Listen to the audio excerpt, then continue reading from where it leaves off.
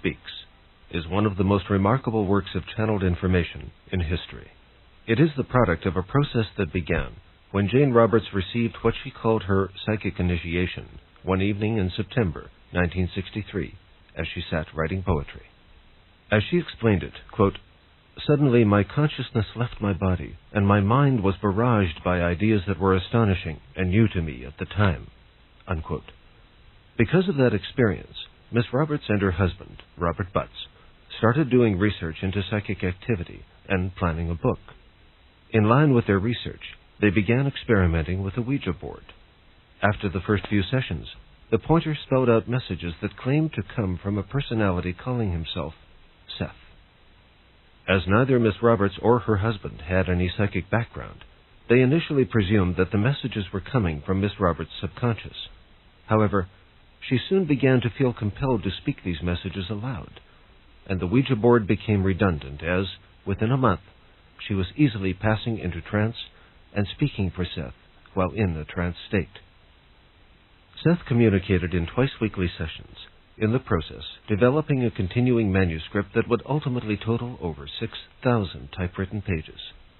From those pages, Miss Roberts first compiled a book titled The Seth Material. Then, on January 19, 1970, Seth announced that he would be dictating a book of his own. The dictation began 2 days later on January 21st and was concluded on August 11, 1971. An appendix was added over the following 6 weeks.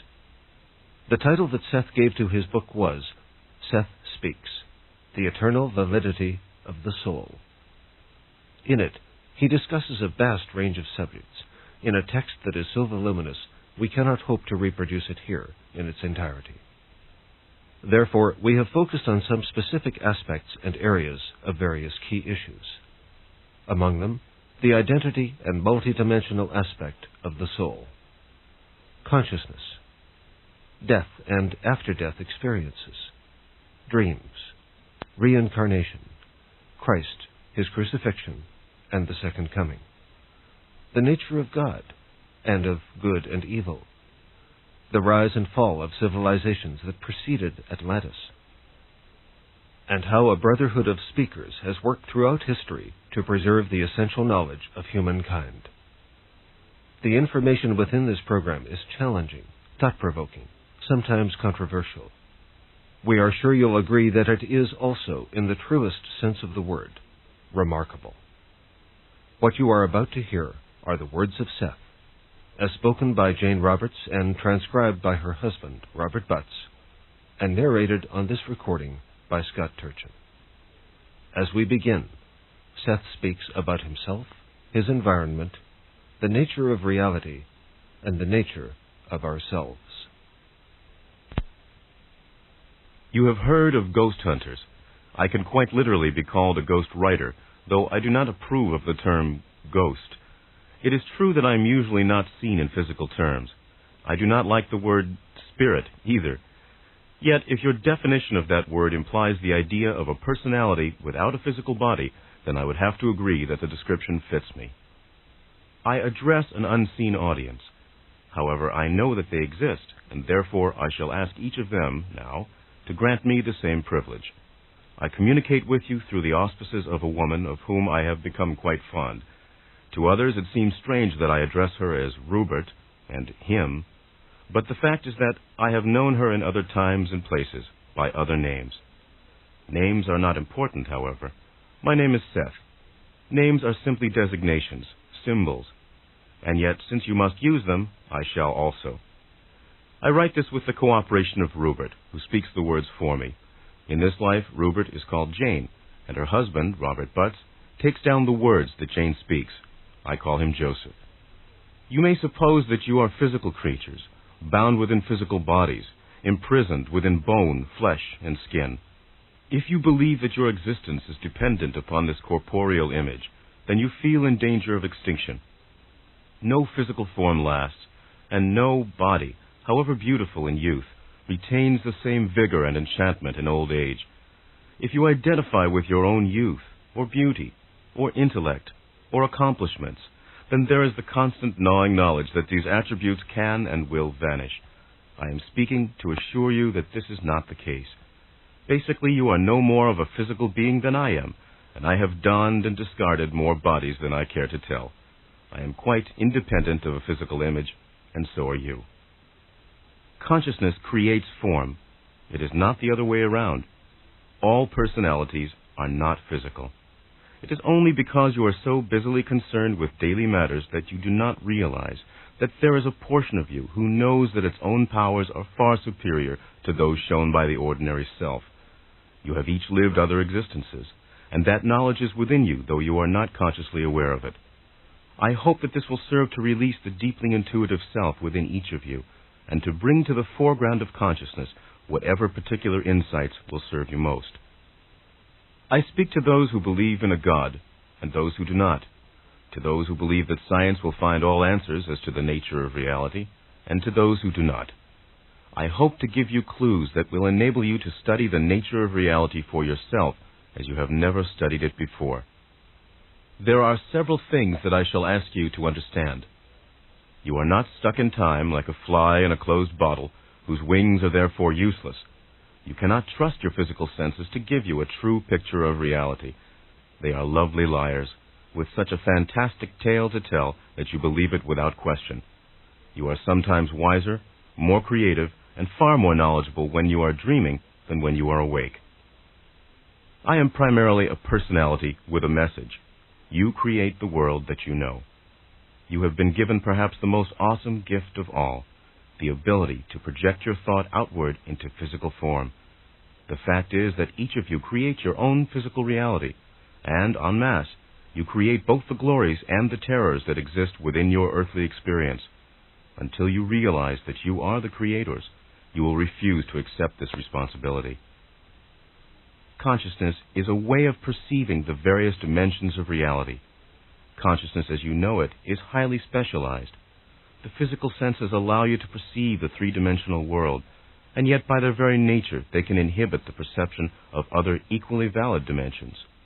Most of you identify with your daily, physically oriented self. You do not identify with the inner portion of yourselves. You prefer to identify with the part of you who watches television, or cooks, or works, the part you think knows what it is doing.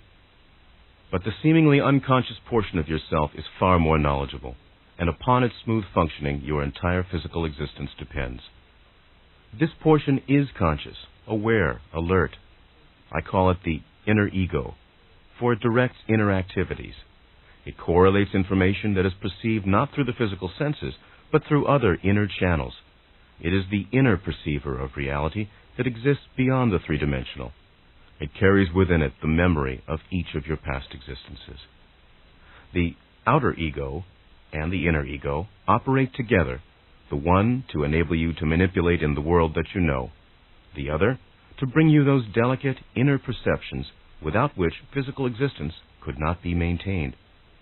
There is, however, a portion of you, the deeper identity, who forms both the inner ego and the outer ego, who decided that you would be a physical being in this place and in this time. This is the core of your identity, the psychic seed from which you sprang, the multidimensional personality of which you are part. You cannot understand yourselves, and you cannot accept my independent existence until you rid yourself of the notion that personality is a here and now attribute of consciousness. The self that you know is but one fragment of your entire identity. These fragment selves are not strung together, however, like beads on a string. They are more like the various skins of an onion or segments of an orange, all connected through the one vitality and growing out into various realities while springing from the same source. Nothing exists, neither rock, mineral, plant, animal, or air, that is not filled with consciousness of its own kind. So you stand amid a constant vital commotion, a gestalt of aware energy.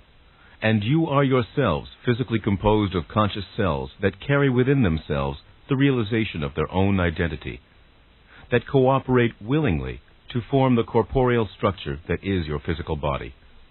I am saying, of course, that there is no such thing as dead matter. There is no object that was not formed by consciousness, and each consciousness, regardless of its degree, rejoices in sensation and creativity. You cannot understand what you are unless you understand such matters. The ego is a jealous god, and it wants its interests served. It does not want to admit the reality of any dimensions except those within which it feels comfortable and can understand. If you have a limited conception of the nature of reality, then your ego will do its best to keep you in the small, enclosed area of your accepted reality. If, on the other hand, your intuitions and creative instincts are allowed freedom, then they communicate some knowledge of greater dimensions to this most physically oriented portion of your personality. Personality is a gestalt of ever-changing perception. It is the part of the identity which perceives. I do not force my perceptions upon the woman through whom I speak, nor is her consciousness blotted out during our communications. Instead, there is an expansion of her consciousness and a projection of energy that is directed away from three-dimensional reality. This concentration away from the physical system may make it appear as if her consciousness is blotted out. Instead, more is added to it. There is within Rupert's personality a rather unique facility that makes our communications possible. I will try to put this as simply as possible. There is within his psyche what amounts to a transparent dimensional warp that serves almost like an open window through which other realities can be perceived. A multidimensional opening that has to some extent escaped being clouded over by the shade of physical focus.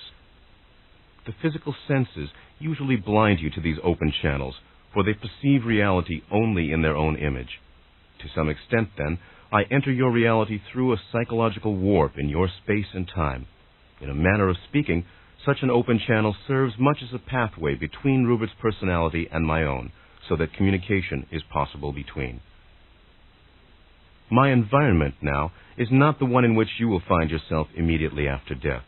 You must die many times before you enter this particular plane of existence. Birth is much more of a shock than death.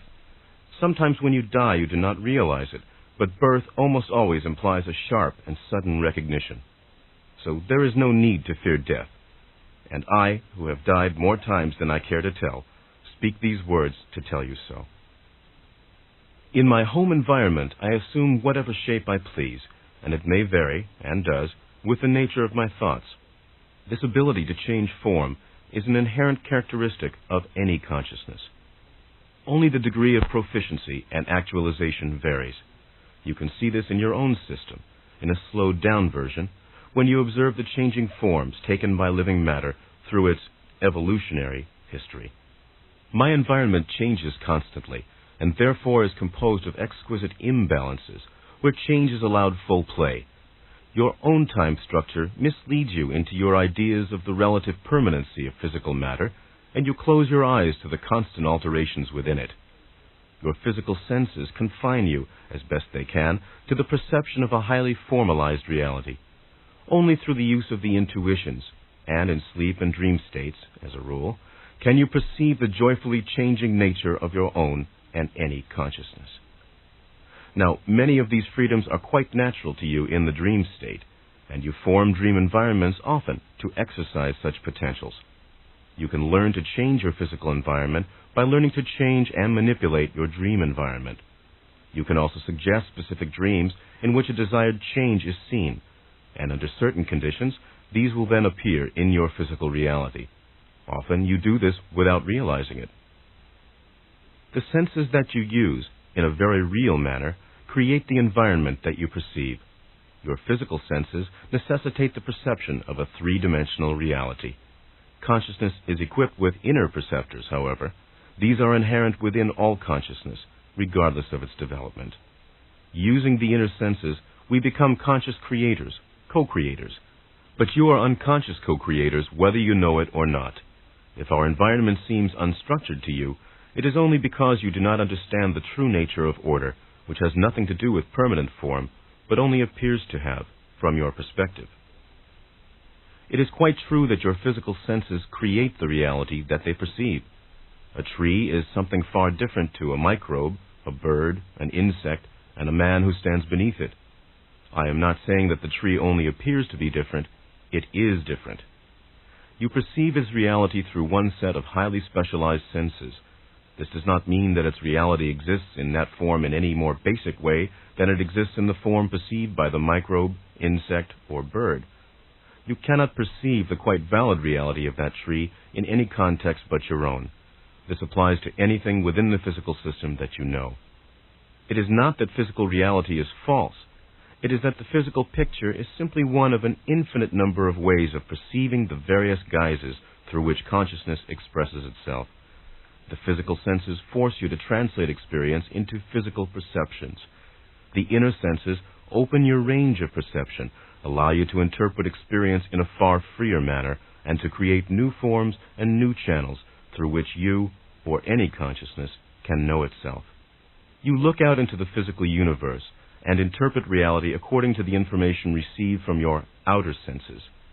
You are fascinated with physical reality, and you are in as deep a trance now as the woman is through whom I write this book.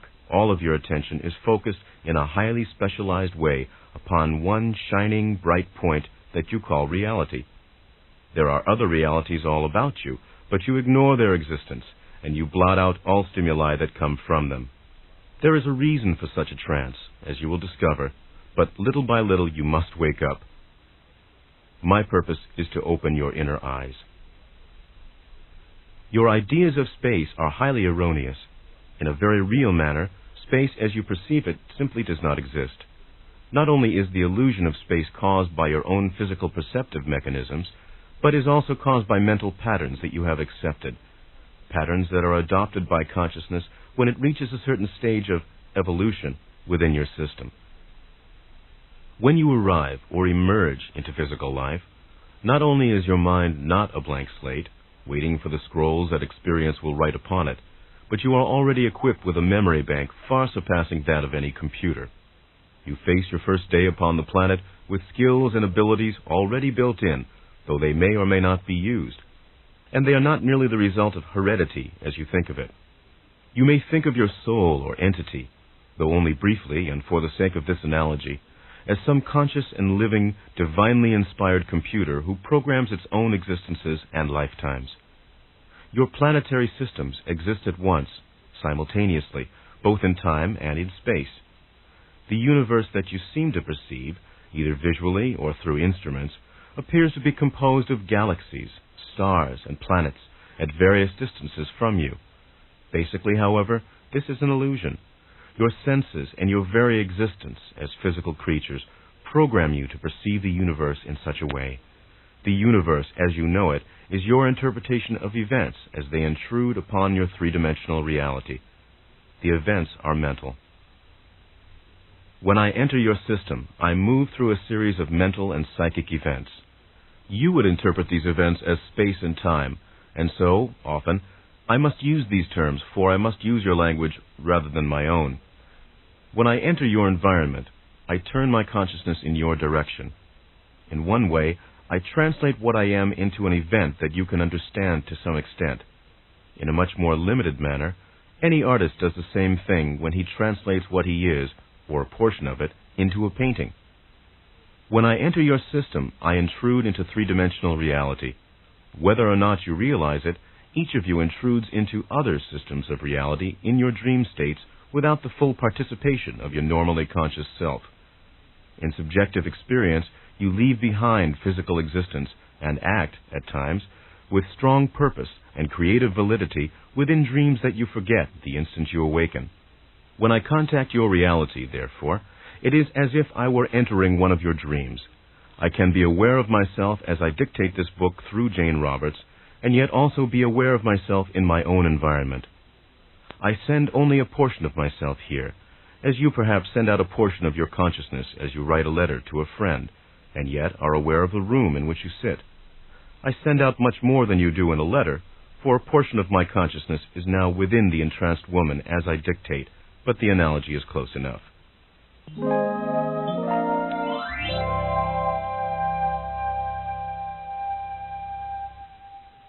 And now Seth speaks of the soul and the nature of perception.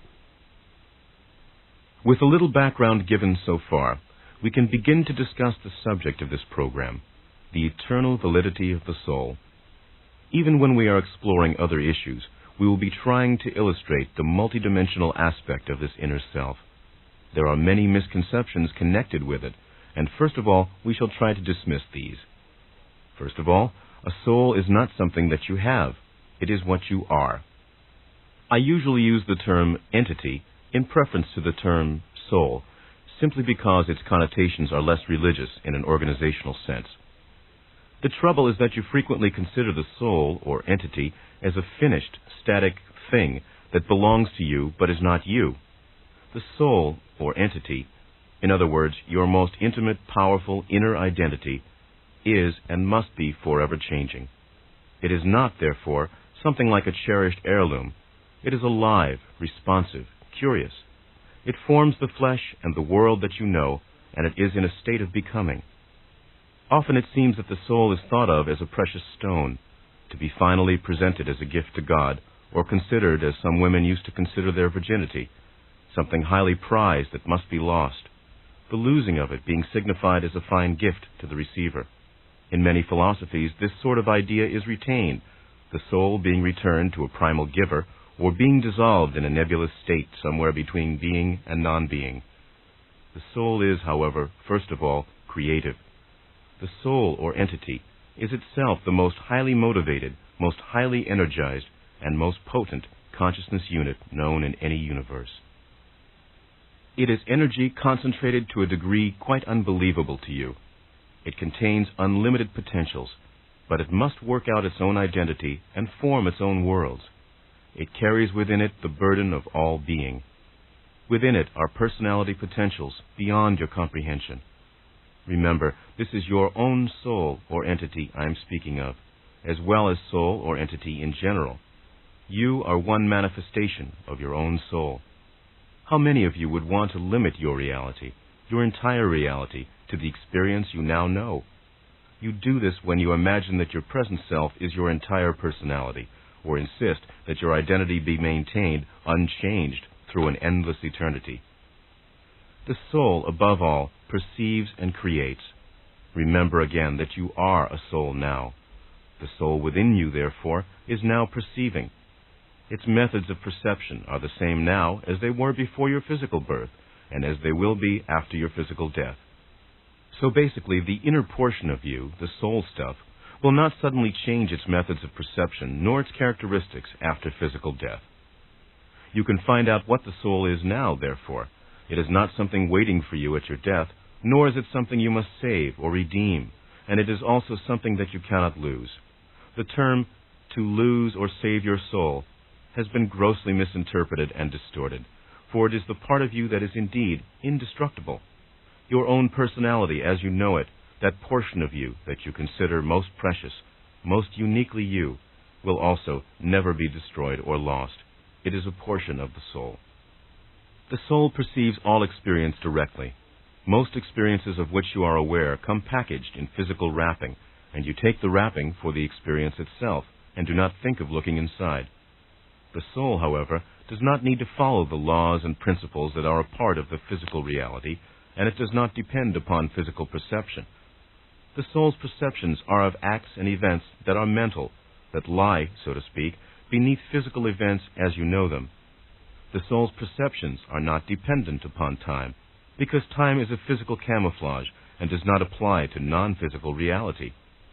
It then follows that some hints of the soul's direct experience can be gained by momentarily switching the physical senses off, by refusing to use them as perceptors, and falling back upon other methods. Now you do this to some extent in the dream state, but even then in many dreams you still tend to translate experience into hallucinatory physical terms. Most of the dreams that you recall are of this nature. At certain depths of sleep, however, the soul's perception operates relatively unhampered. You drink, so to speak, from the pure well of perception. You communicate with the depths of your own being and the source of your creativity. These experiences, not being translated physically, do not remain in the morning. You do not remember them as dreams. The soul can be considered as an electromagnetic energy field, of which you are part.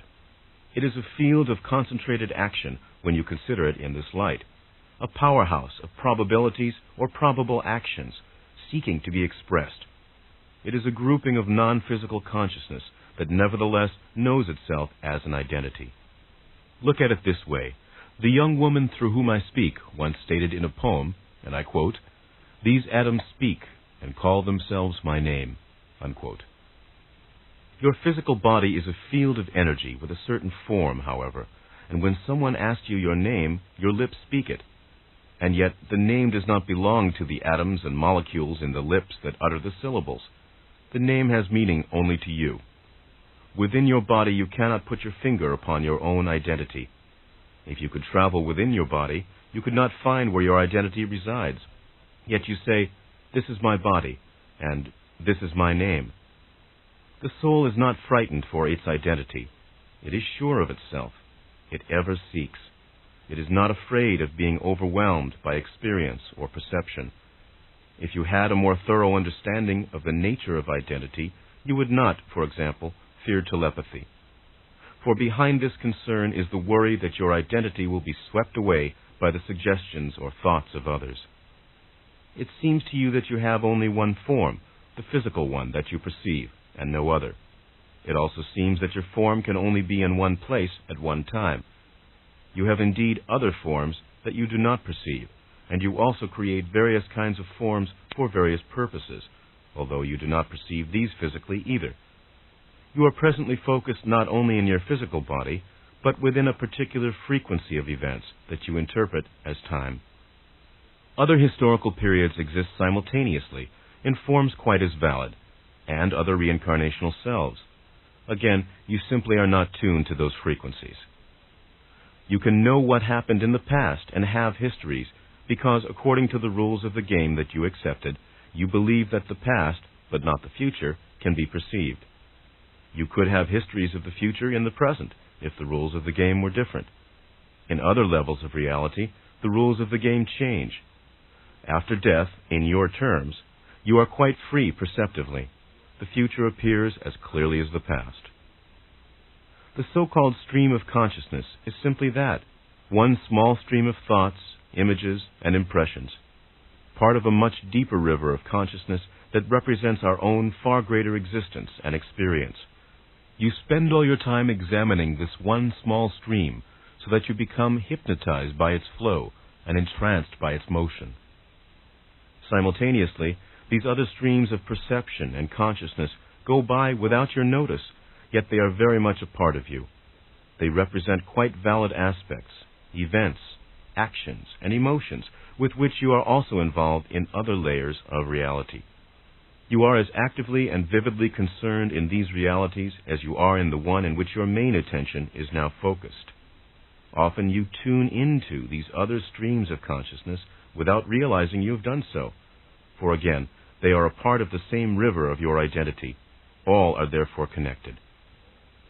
Any creative work involves you in a cooperative process in which you learn to dip into these other streams of consciousness.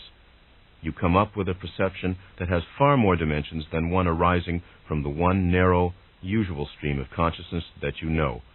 Great creativity is then multidimensional for this reason. Its origin is not from one reality, but from many, and it is tinged with the multiplicity of that origin. Great creativity always seems greater than its pure physical dimension and reality. By contrast with the so-called usual, it appears almost as an intrusion. It takes the breath away. Such creativity automatically reminds each man of his own multidimensional reality. The words, "know thyself," therefore, mean far more than most people ever suppose. In moments of solitude, you may become aware of some of these other streams of consciousness. These other existences of yours go on quite merrily, whether you are waking or sleeping, but while you are awake, ordinarily you block them out. In the dream state, you are much more aware of them, although there is a final process of dreaming that often masks intense psychological and psychic experience. Unfortunately, what you usually recall is this final dream version. Some dreams themselves do take place in psychic or mental areas connected with your daily activities, but in the very deep reaches of sleep experience, those, incidentally, not yet touched upon by scientists in so-called dream laboratories, you are in communication with other portions of your own identity and with the other realities in which they exist.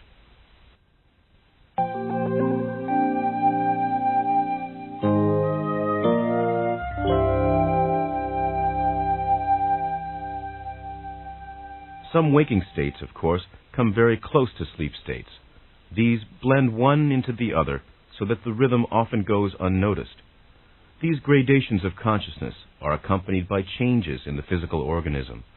In the more sluggish periods of waking consciousness, there is a lack of concentration, a cutting off of stimuli to varying degrees, an increase in accidents, and generally a lower body tone. Because of your habits of an extended sleep period, followed by an extended waking period, you do not take advantage of these rhythms of consciousness. The high peaks are to some extent smothered, or even go unnoticed. The sharp contrast and the high efficiency of the natural waking consciousness is barely utilized. 2 sleep periods of 3 hours apiece would be quite sufficient for most people if the proper suggestions were given before sleep, suggestions that would ensure the body's complete recuperation. There are many variations, in fact, that would be better than your present system. Ideally, sleeping 5 hours at a time, you gain the maximum benefit, and anything else over this time is not nearly as helpful. Those who require more sleep would then take, say, a 2-hour nap. For others, a 4-hour sleep session and 2 naps would be highly beneficial. I am giving you all of this material here because it will help you understand and use your present abilities. You are asking too much of normal waking consciousness, smoothing out the valleys and peaks of its activity, demanding in some cases that it go full blast ahead when it is actually at a minimal period, denying yourself the great mobility of consciousness that is possible. In some cases, you literally force yourselves to sleep when your consciousness could be at one of its maximum points. This is, incidentally, in the pre-dawn period. In certain afternoon hours, consciousness is lowered and needs refreshment that is instead denied to it. If the stages of waking consciousness were examined as sleep stages are presently being examined, for example, you would find a much greater range of activity than is suspected. Certain transition stages are completely ignored. In many ways it can be said that consciousness does indeed flicker and varies in intensities. It is not like a steady beam of light. A clear, uncluttered, bright, and powerful consciousness needs frequent rest periods if its efficiency is to be maintained, and if it is to correctly interpret reality. Otherwise, it distorts what is perceived.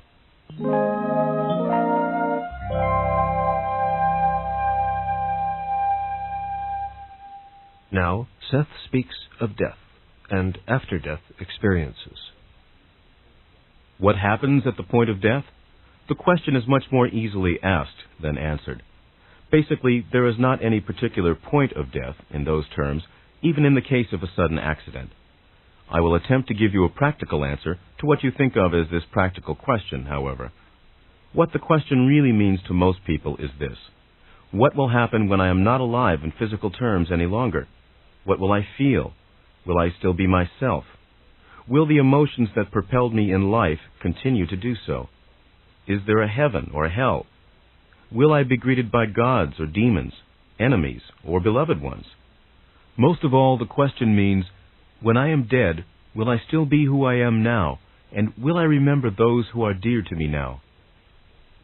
First of all, let us consider the fact just mentioned. There is no separate, indivisible, specific point of death. Life is a state of becoming, and death is a part of this process of becoming. You are alive now, a consciousness knowing itself, sparkling with cognition amid a debris of dead and dying cells, alive while the atoms and molecules of your body die and are reborn. You are alive, therefore, in the midst of small deaths. Portions of your own image crumble away moment by moment and are replaced, and you scarcely give the matter a thought. So you are to some extent alive now in the midst of the death of yourself, alive despite and yet because of the multitudinous deaths and rebirths that occur within your body in physical terms. If the cells did not die and were not replenished, the physical image would not continue to exist.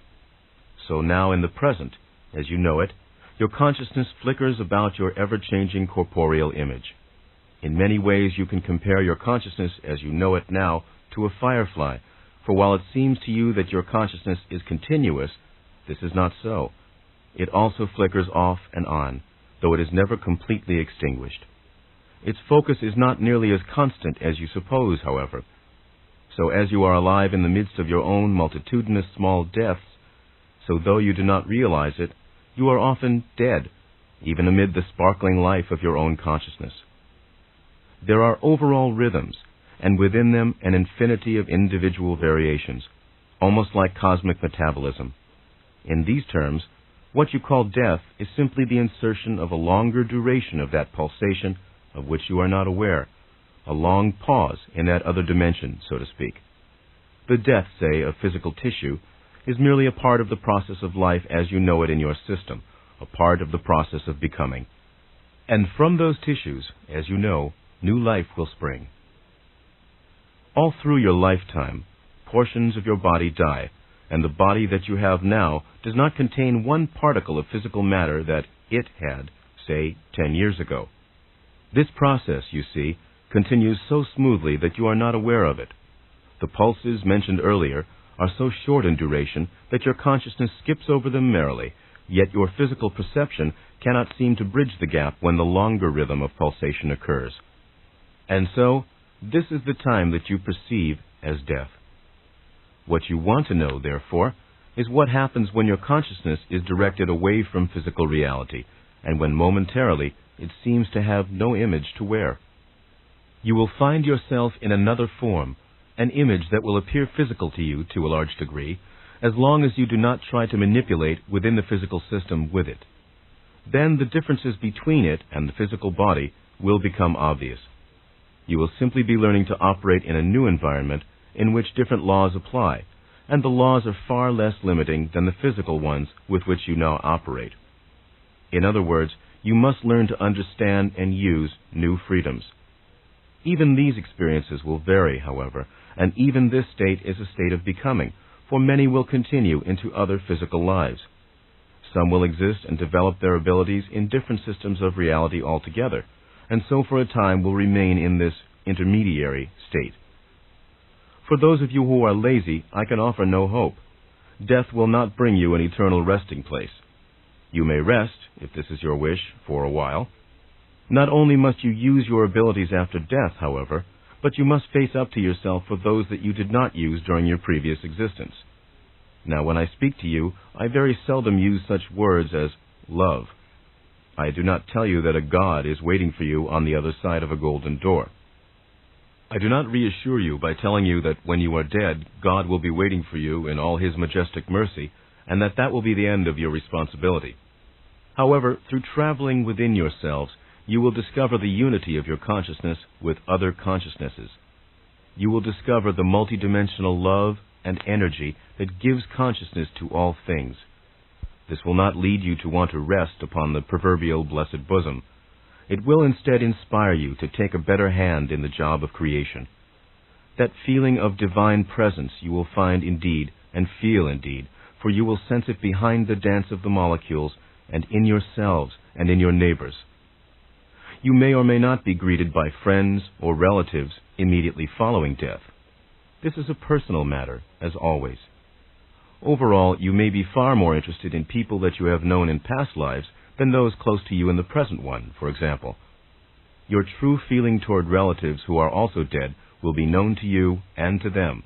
There is no hypocrisy. You do not pretend to love a parent who did little to earn your respect or love. Telepathy operates without distortion in this after-death period, so you must deal with the true relationships that exist between yourself and all relatives and friends who await you.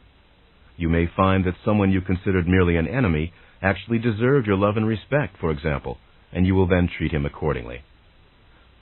You examine the fabric of the existence you have left, and you learn to understand how your experiences were the result of your own thoughts and emotions and how these affected others. Until this examination is through, you are not yet aware of the larger portions of your own identity.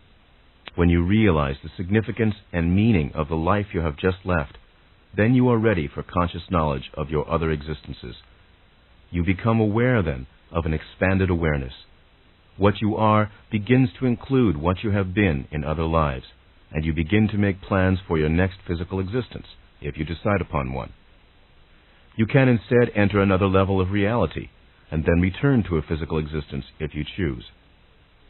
An individual can be so certain that death is the end of all that oblivion, though temporary, results. In many cases, immediately on leaving the body, there is, of course, amazement and a recognition of the situation. The body itself may be viewed, for example, and many funerals have a guest of honor amidst the company, and no one gazes into the face of the corpse with as much curiosity and wonder. After leaving the physical body, you will immediately find yourself in another.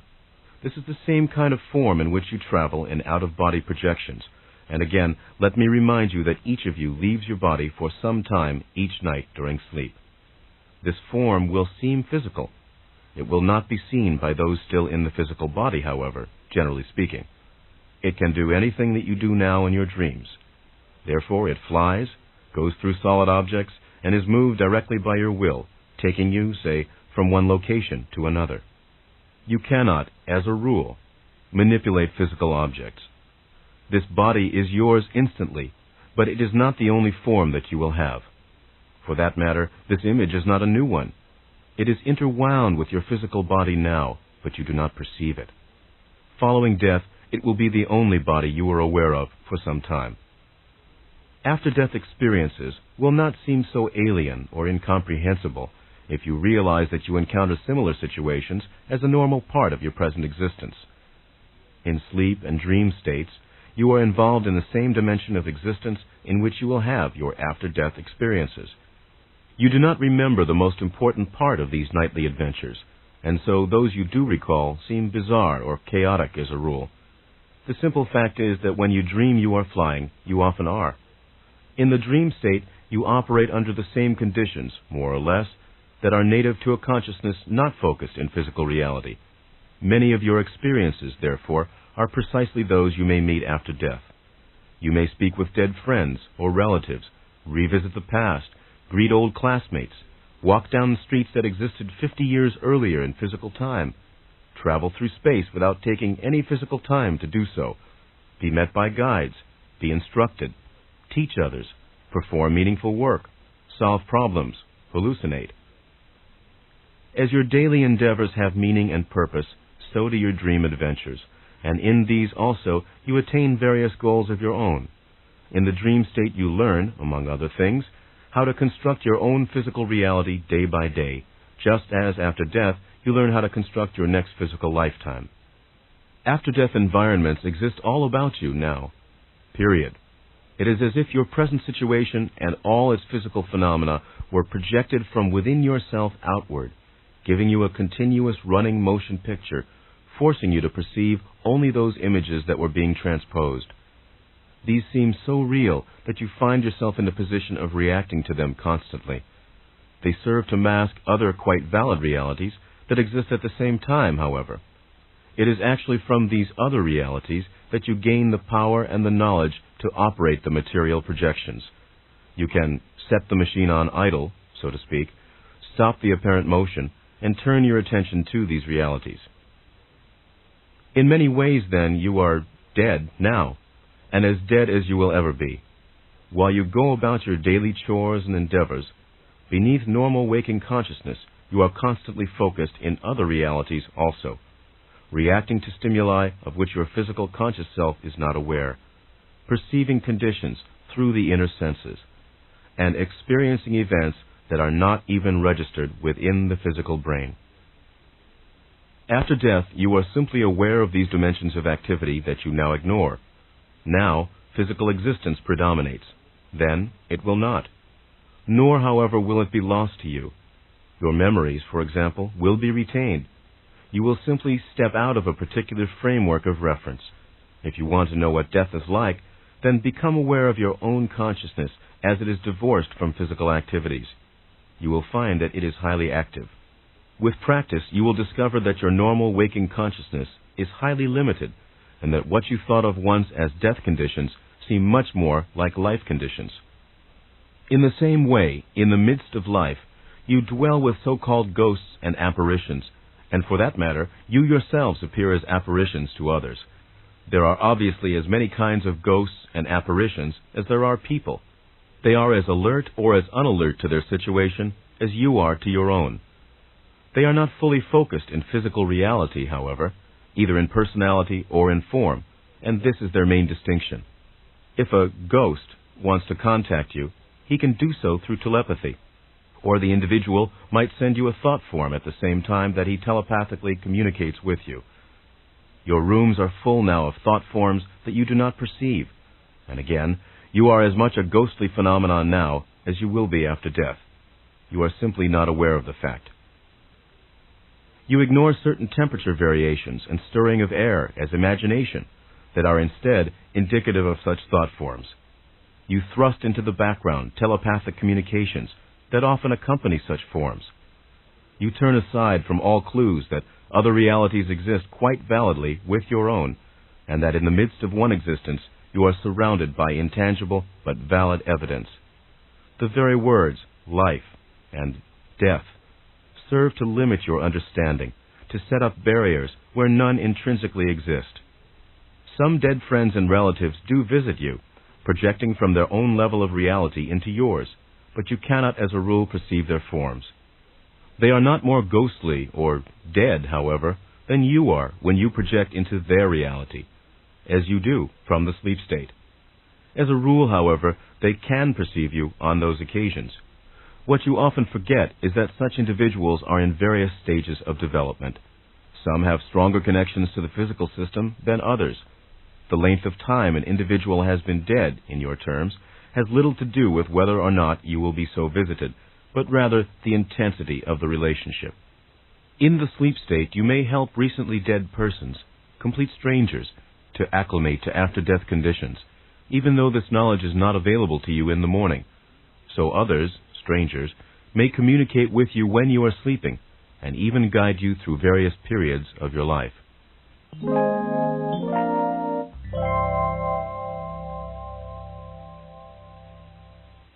Continuing the subject of life after death, Seth now speaks of reincarnation. There are unlimited varieties of experience open to you after death, all possible, but some less probable than others according to your development. You may decide upon another reincarnation. You may decide to focus instead on your past life, using it as the stuff of new experience, creating variations of events as you have known them, making corrections as you choose. Now, some individuals, some personalities, prefer a life organization bound about past, present, and future in a seemingly logical structure, and these persons usually choose reincarnation. Others prefer to experience events in an extraordinarily intuitive manner, with the organization being provided by the associative processes. Some simply find the physical system not to their liking, and in such a way take leave of it. This cannot be done, however, until the reincarnational cycle, once chosen, is completed. The last choice exists for those who have developed their abilities through reincarnation as far as possible within that system. Some, finished with reincarnation, may choose to re-enter the cycle acting as teachers, and in such cases some recognition of higher identity is always present. Now there is an in-between stage of relative indecision, a mid-place of existence, a rest area, comparatively speaking, and it is from this area that most communications from relatives occurs. This is usually the level that is visited by the living in projections from the dream state. Before the time of choosing, however, there is a period of self-examination, and your full history becomes available to you. You understand the nature of the entity, and you are advised by other portions of that entity, more advanced than yourself. You will become aware of your other reincarnational selves, for example. There will be emotional ties with other personalities whom you have known in past lives, and some of these may supersede your relationships in the immediately past life. This is a meeting place for individuals from your own system also, however. Conditions and development are important, rather than the length an individual stays in this area. It is an intermediary step, but an important one. In your dreams, you have been here. Reincarnation involves far more than a simple decision to undergo another physical existence. In this in-between period of which I am speaking, many issues, therefore, are considered. When most people think of reincarnation, they think in terms of a one-line progression in which the soul perfects itself in each succeeding life. This is a gross simplification. There are endless varieties of this one theme, individual variations. The process of reincarnation is used in many ways, therefore, and in this time of rest, individuals must decide on the unique way in which reincarnation will be of use. Some, for example, isolate various characteristics in a given life and work on these almost exclusively, basing a given existence upon, say, one main theme. As seen from a physical viewpoint, such a personality would appear very one-sided and far from a well-developed individual. In one life, the intellect may purposely be very high, and those powers of the mind carried as far as the individual can take them. These abilities are then studied thoroughly by the entire personality, both the benefits and the detrimental aspects of the intellect weighed carefully. Through experience in another life, this same kind of individual might specialize in emotional development and purposely underplay intellectual abilities. Some will choose progression at an easier rate and in a more balanced manner. They will help keep all the strands of personality working at once, so to speak, and even meet again and again people they have known in other lives. They will work out problems at a rather easy rate, rather than in, say, an explosive way. They will pace themselves, as dancers do. The time of choosing is dependent upon the condition and circumstances of the individual, following transition from physical life. Some take longer than others to understand the situation. Others must be divested of many impeding ideas and symbols. The time of choosing may happen almost immediately, in your terms, or it may be put off for a much longer period while training is carried on. The main impediments standing in the way of the time of choosing are, of course, the faulty ideas harbored by any given individual. A belief in heaven or hell under certain conditions can be equally disadvantageous. Some will refuse to accept the idea of further work, development, and challenge, believing instead that conventional heaven situations are the only possibility. For some time they may indeed inhabit such an environment, until they learn through their own experience that existence demands development, and that such a heaven would be sterile, boring, and indeed deadly. Then they are ready for the time of choosing. Others may insist that because of their transgressions they will be cast into hell, and because of the force of such belief, they may for some time actually encounter such conditions. In either case, however, there are always teachers available. They try to get through these false beliefs. While, generally speaking, the issues just mentioned operate as impediments, there are always exceptions. A belief in heaven that is not an obsessional belief can be used as a useful framework, a basis of operation in which an individual will often accept easily the new explanations that will be offered. Even a belief in a time of judgment is a useful framework in many instances, for while there is no punishment meted out in your terms, the individual is then prepared for some kind of spiritual examination and evaluation. Those who understand thoroughly that reality is self-created will have least difficulty. Those who have learned to understand and operate in the mechanics of the dream state will have great advantage. A belief in demons is highly disadvantageous after death, as it is during physical existence. A systematized theology of opposites is also detrimental. If you believe, for example, that all good must be balanced by evil, then you bind yourself into a system of reality that is highly limiting, and that contains within it the seeds of great torment. In such a system, even good becomes suspect, because an equal evil is seen to follow it. The God versus devil, angels versus demons, the gulf between animals and angels, all of these distortions are impediments. Quite simply, a belief in the good without a belief in the evil may seem highly unrealistic to you. This belief, however, is the best kind of insurance that you can have, both during physical life and afterward. It may outrage your intellect, and the evidence of your physical senses may shout that it is untrue. Yet a belief in good without a belief in evil is actually highly realistic, since in physical life it will keep your body healthier, keep you psychologically free of many fears and mental difficulties, and bring you a feeling of ease and spontaneity in which the development of your abilities can be better fulfilled. After death, it will release you from the belief in demons and hell and enforce punishment.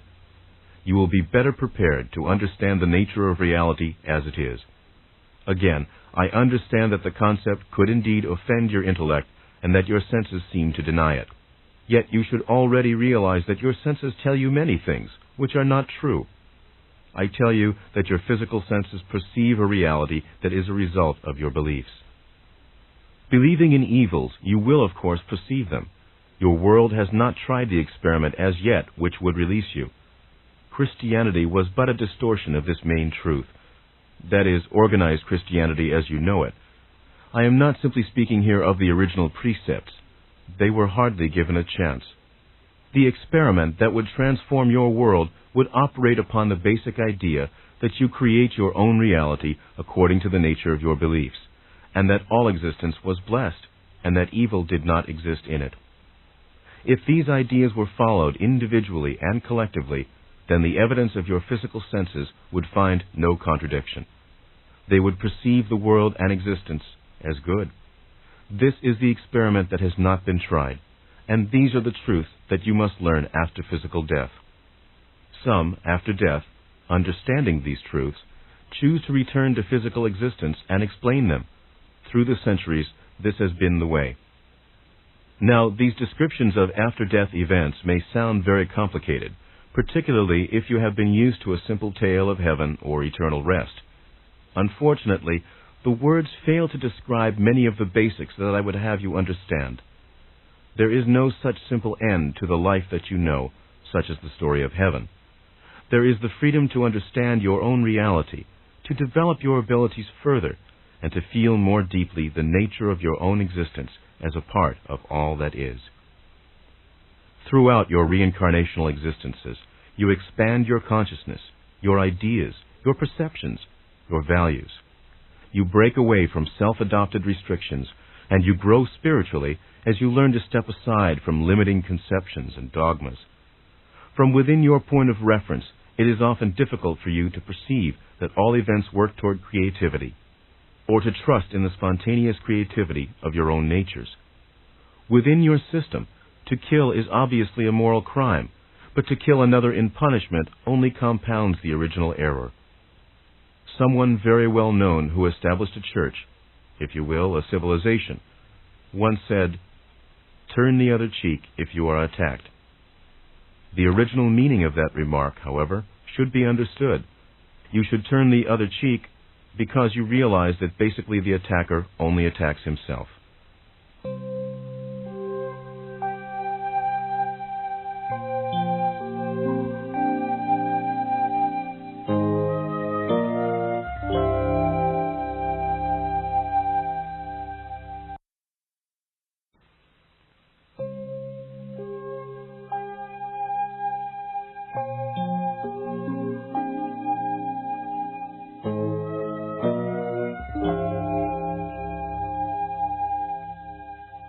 If you hate another person, that hate may bind you to him through as many lives as you allow the hate to consume you.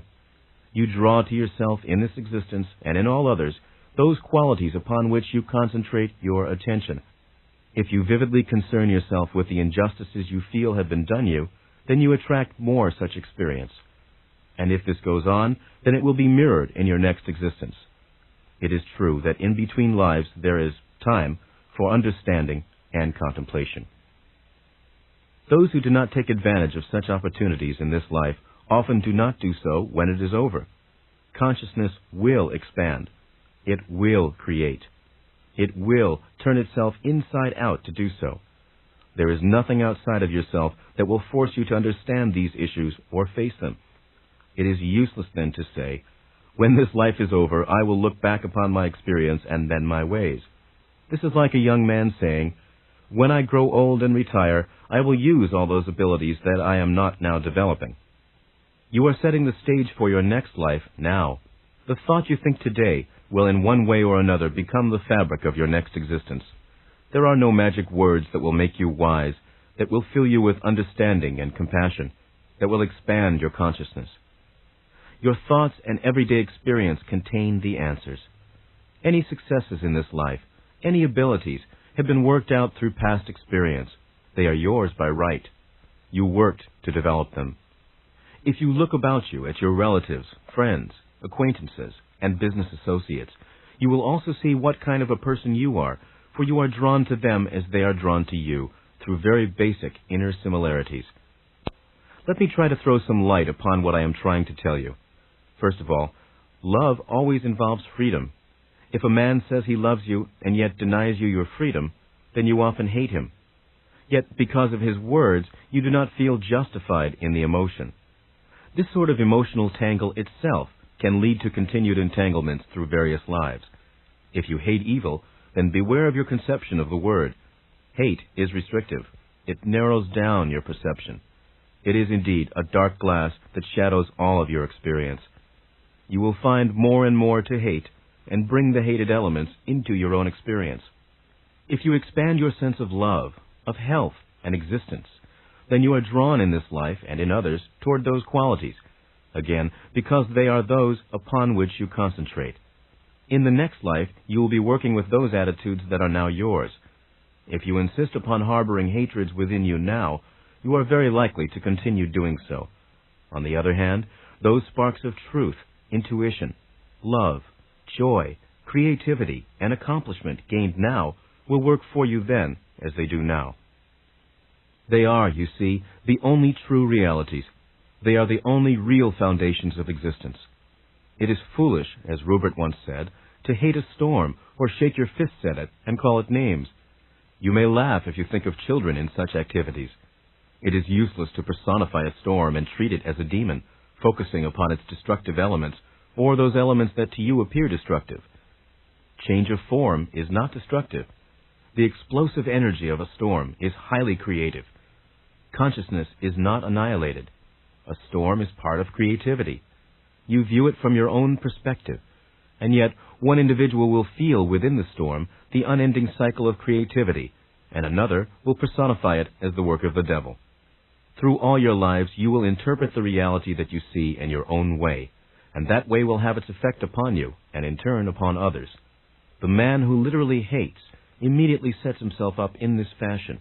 He prejudges the nature of reality according to his own limited understanding. Now, I am emphasizing the issue of hate as I discuss reincarnation because its results can be so disastrous. A man who hates always believes himself justified. He never hates anything that he believes to be good.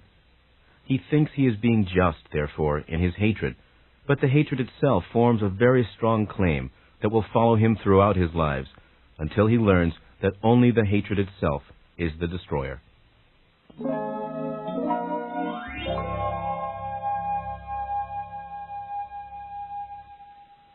Now, Seth speaks of the dimensions of God and of the crucifixion of Christ. As the present life of any individual rises from hidden dimensions beyond those easily accessible in physical terms, and as it draws its energy and power to act from unconscious sources, so does the present physical universe, as you know it, rise from other dimensions. So does it have its source and derive its energy from deeper realities. History, as you know it, represents but one single light upon which you focus. You interpret the events that you see therein, and you project upon its glimmer your interpretation of events that may occur.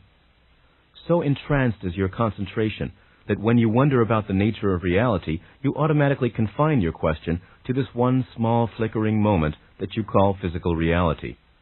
When you ponder upon the aspects of God, you unthinkingly speak of the Creator of that one light.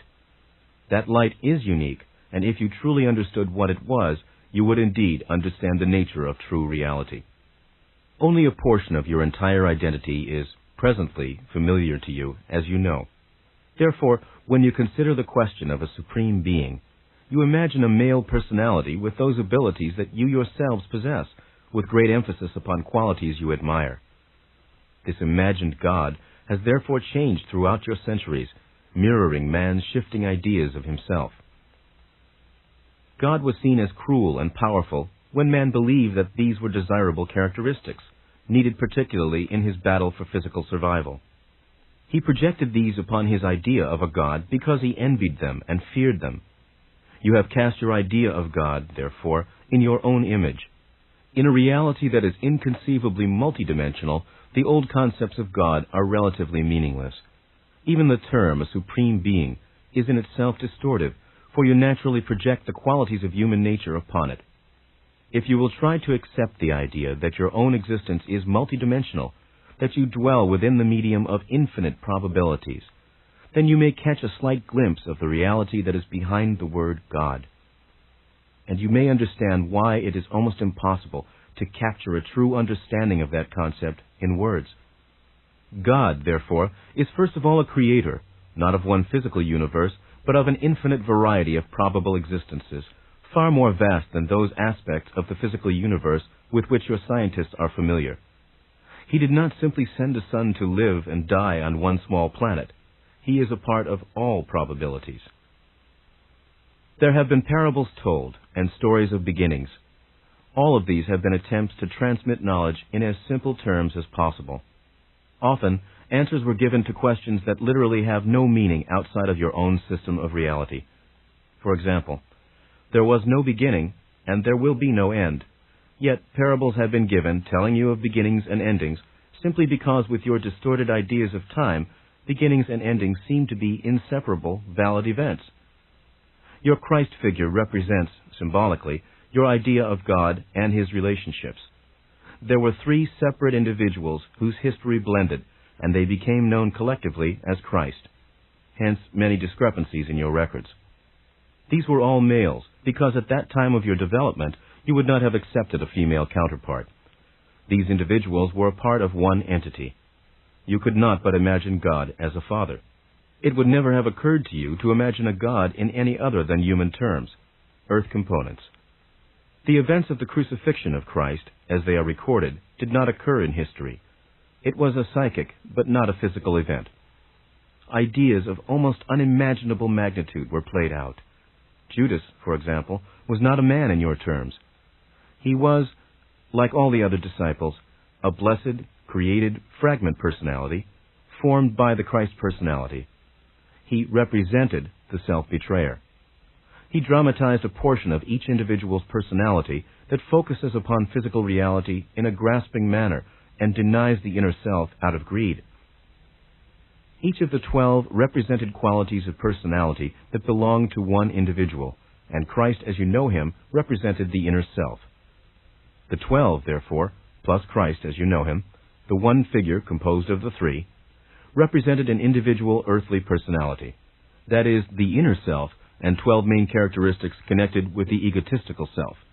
As Christ was surrounded by the disciples, so the inner self is surrounded by these physically oriented characteristics, each drawn outward toward daily reality on the one hand, and yet orbiting the inner self. The disciples, therefore, were given physical reality by the inner self, as all of your earthly characteristics come out of your inner nature. This was a living parable, made flesh among you, a cosmic play worked out for your behalf, couched in terms that you could understand. The lessons were made plain, as all the ideas behind them were personified. If you will forgive the term, this was like a local morality play, put on in your corner of the universe. This does not mean it was less real than you previously supposed. In fact, the implications of what is said here should clearly hint at the more powerful aspects of godhood. The same kinds of dramas in different ways have been given, and while the drama is always different, it is always the same. This does not mean that a Christ has appeared within each system of reality. It means that the idea of God has manifested within each system in a way that is comprehensible to the inhabitants. This drama continues to exist. It does not belong, for example, to your past.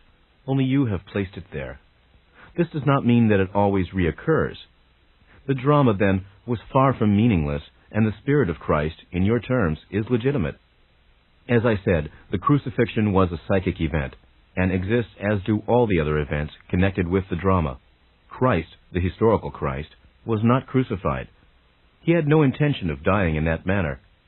But others felt that to fulfill the prophecies in all ways, crucifixion was a necessity. Christ did not take part in it. There was a conspiracy in which Judas played a role, an attempt to make a martyr out of Christ. The man chosen was drugged, hence the necessity of helping him carry the cross, and he was told that he was the Christ. He believed that he was. He was one of those deluded, but he also himself believed that he, not the historical Christ, was to fulfill the prophecies. Mary came because she was full of sorrow for the man who believed he was her son. Out of compassion, she was present. The group responsible wanted it to appear that one particular portion of the Jews had crucified Christ, and never dreamed that the whole Jewish people would be blamed. The tomb was empty because the same group carted the body away. Mary Magdalene did see Christ, however, immediately after. Christ was a great psychic. He caused the wounds to appear then upon his own body, and appeared both physically and in out-of-body states to his followers. He tried, however, to explain what had happened and his position, but those who were not in on the conspiracy would not understand and misread his statements. Peter 3 times denied the Lord, saying he did not know him, because he recognized that that person was not Christ. The plea, "Peter, why hast thou forsaken me?" came from the man who believed he was Christ, the drugged version. Judas pointed out that man. He knew of the conspiracy and feared that the real Christ would be captured. Therefore he handed over to the authorities a man known to be a self-styled Messiah, to save, not destroy, the life of the historical Christ. Symbolically, however, the crucifixion idea itself embodied deep dilemmas and meanings of the human psyche, and so the crucifixion per se became a far greater reality than the actual physical events that occurred at the time. Only the deluded are in danger of, or capable of, such self-sacrifice, you see, or find it necessary. Only those still bound up in ideas of crime and punishment would be attracted to that kind of religious drama, and find within it deep echoes of their own subjective feelings. Christ knew clairvoyantly that these events in one way or another would occur, and the probable dramas that could result. The man involved could not be swerved from his subjective decision. He would be sacrificed to make the old Jewish prophecies come true, and he could not be dissuaded. In the Last Supper, when Christ said, "This is my body, and this is my blood," he meant to show that the Spirit was within all matter, interconnected, and yet apart. That his own spirit was independent of his body, and also in his own way to hint that he should no longer be identified with his body, for he knew the dead body would not be his own. This was all misunderstood. Christ then changed his mode of behavior, appearing quite often in out-of-body states to his followers. Before, he had not done this to that degree. He tried to tell them, however, that he was not dead, and they chose to take him symbolically. His physical presence was no longer necessary, and was even an embarrassment under the circumstances. He simply willed himself out of it. He knew that without the wounds, they would not believe he was himself, because they were so convinced that he died with those wounds. They were to be a method of identification, to be dispensed with when he explained the true circumstances. He ate to prove he was still alive, but they took this simply to mean that the Spirit could partake of food.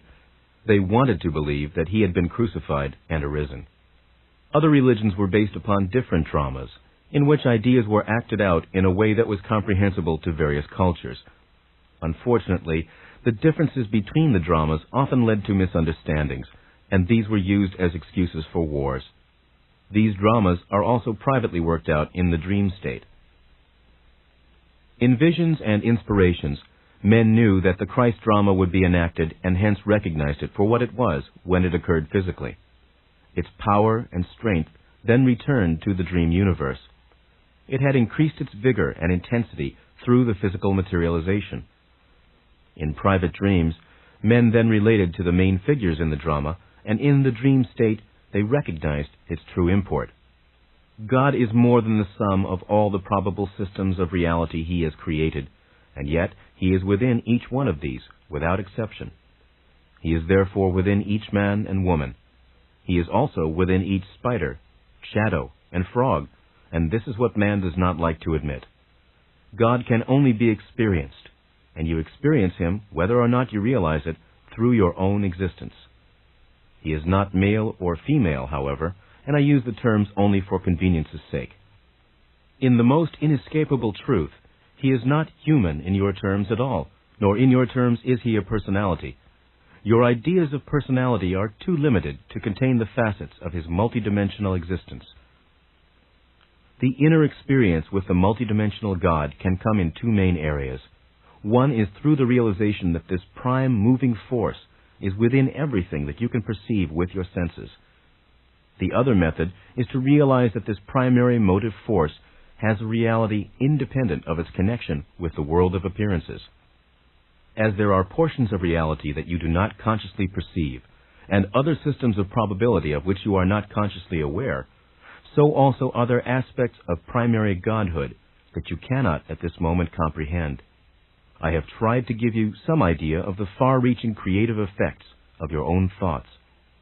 With that in mind, then, it is impossible to imagine the multidimensional creativities that can be attributed to all that is. The term, all that is, can be used as a designation to include all of those probable gods in all of their manifestations. Now, it is easier perhaps for some of you to understand the simple stories and parables of beginnings of which I have spoken. But the time has come for mankind to take several steps further, to expand the nature of his own consciousness by trying to comprehend a more profound version of reality. You have outgrown the time of children's tales. When your own thoughts have a form and reality, when they have validity even in other systems of reality of which you are unaware, then it is not difficult to understand why other systems of probabilities are also affected by your own thoughts and emotions.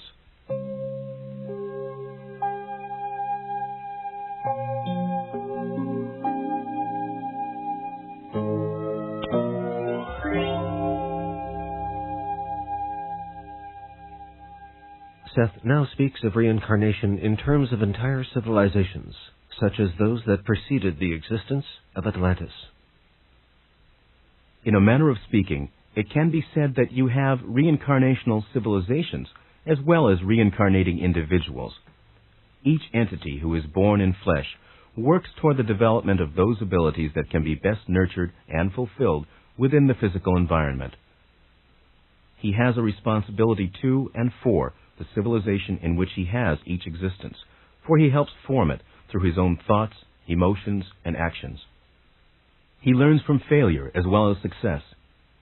You think of physical history as beginning with the caveman and continuing up to the present, but there have been other great scientific civilizations, some spoken of in legend, some completely unknown, all in your terms now vanished. It seems to you that you have, perhaps, but one chance as a species to solve your problems, or be destroyed by your own aggression, by your own lack of understanding and spirituality. But as you are given many lives in which to develop and fulfill your abilities, so has the species in those terms been allotted more than the single line of historical development with which you are presently acquainted. Groups of people in various cycles of reincarnational activity have met crisis after crisis, have come to your point of physical development, and either gone beyond it or destroyed their particular civilization. In this case, they were given another chance, having the unconscious knowledge not only of their failure, but the reasons behind it.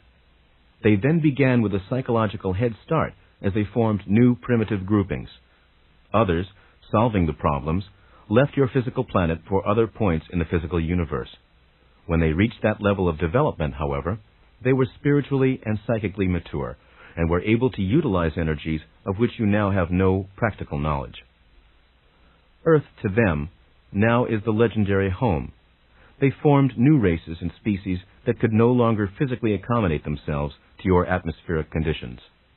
However, they also continued on the reincarnational level as long as they inhabited physical reality. Some of these have mutated and have long left the reincarnational cycle, however. Those who left it have evolved into the mental entities that they always were, you see. They have discarded material form. This group of entities still takes a great interest in Earth. They lend it support and energy. In a way, they could be thought of now as Earth gods. On your planet, they were involved in 3 particular civilizations long before the time of Atlantis, when, in fact, your planet itself was in a somewhat different position, particularly in relationship to 3 of the other planets that you know. The poles were reversed, as they were, incidentally, for 3 long periods of your planet's history. These civilizations were highly technological, the second one being, in fact, far superior to your own along those lines. Sound was utilized far more effectively, not only for healing and in wars, but also to power vehicles of locomotion and to bring about the movement of physical matter. Sound was a conveyor of weight and mass. The strength of this second civilization lay mainly in the areas now known as Africa and Australia, although at that time not only was the climate entirely different, but the land areas. there was a different attraction of landmass having to do with the altered position of the poles. Relatively speaking, however, the civilization was concentrated in area. It did not attempt to expand. It was highly ingrown and dwelled upon the planet simultaneously with a large, unorganized, dispersed, primitive culture. Not only did it make no attempt to civilize the rest of the world, but it did everything in its power, which was considerable for a long period of time, to impede any such progress. The members of this civilization were largely a fringe group from the earlier successful civilization, most of whom had decided to continue existence in other areas of your physical universe.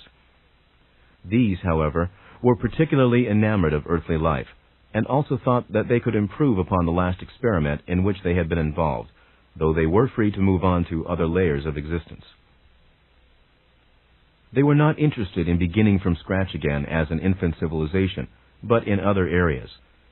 Therefore, much of their knowledge was instinctive with them, and this particular group then went through what you would call the various technological stages very rapidly. They were particularly concerned in the beginning with developing a human being who would have built-in safeguards against violence. With them, the desire for peace was almost what you would call an instinct. This civilization, therefore, left the natives that surrounded them in peace. They did send out members of their own group, however, to live with the natives and intermarry, hoping peacefully to thus alter the physiology of the species. The energy, often in your time given over to violence, went instead into other pursuits, but began to turn against them.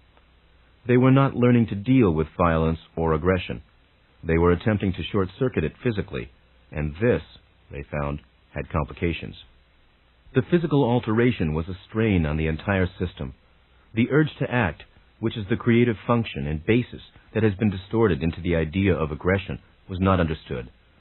An overly conscientious, restrictive mental and physical state evolved, in which the organism's natural physical need for survival was in every way hampered. Mentally, the civilization progressed. Its technology was extremely activated and propelled onward as it strove to develop, for example, artificial foods so that it would not need to kill for survival in any way. At the same time, it tried to leave the environment intact.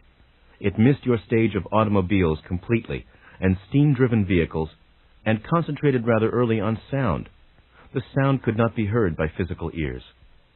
The civilization was called Lumania, and the name itself went down in legend and was used again at a later time.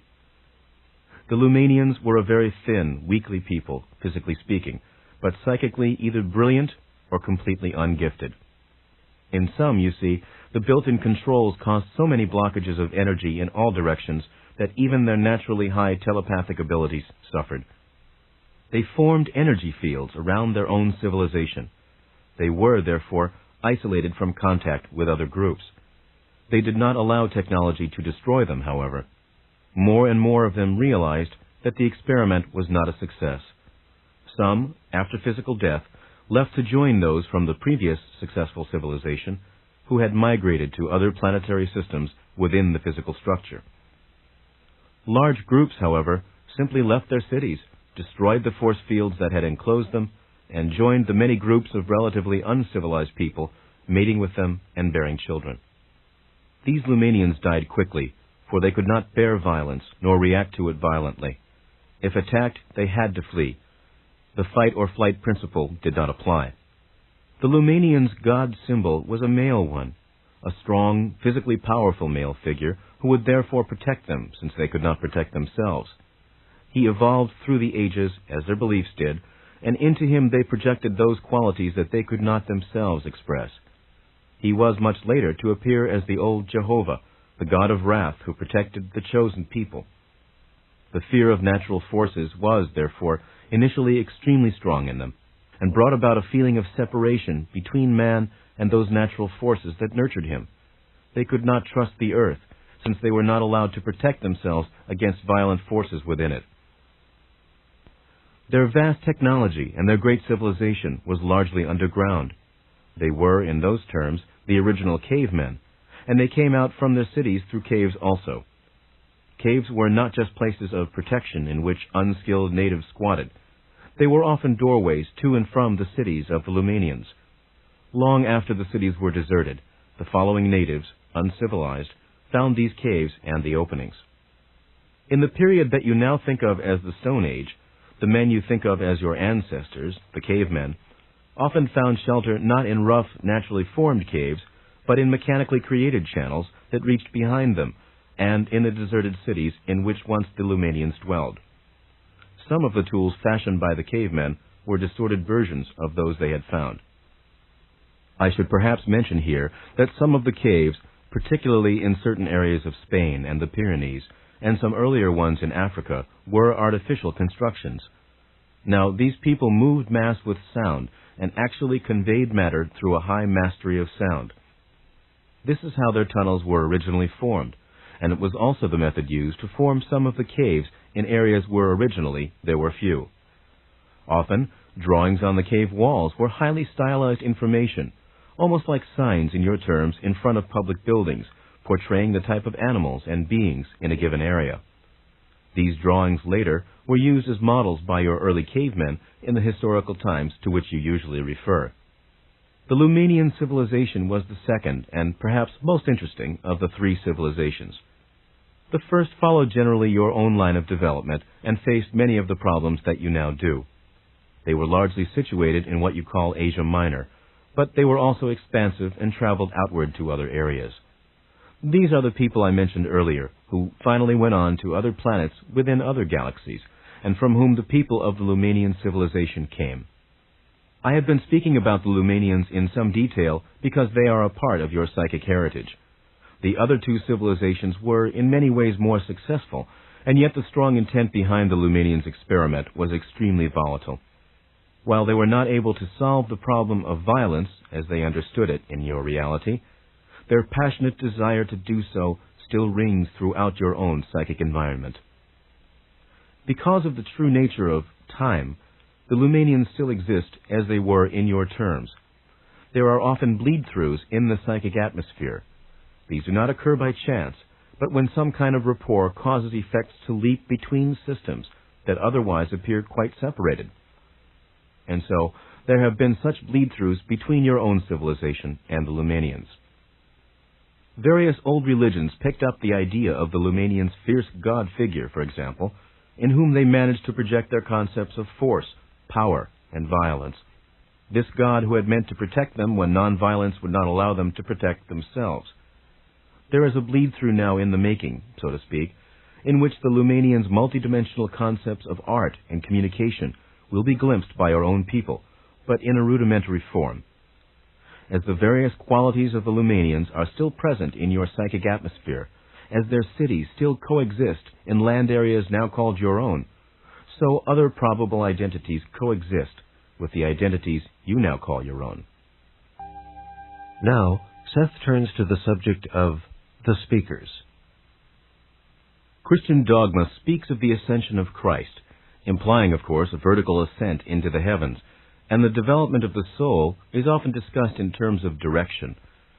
To progress is supposedly to ascend, while the horror of religious punishment, hell, is seen at the bottom of all things. Development is therefore considered in a one-line direction only, in Christian terms, but development unfolds in all directions. The soul is not ascending a series of stairs, each one representing a new and higher point of development. Instead, the soul stands at the center of itself, exploring, extending its capacities in all directions at once, involved in issues of creativity, each one highly legitimate. For this reason, the nature of good and evil is a highly important point. We go back to our fundamentals. You create reality through your feelings, thoughts, and mental actions. You must understand that each mental act is a reality for which you are responsible.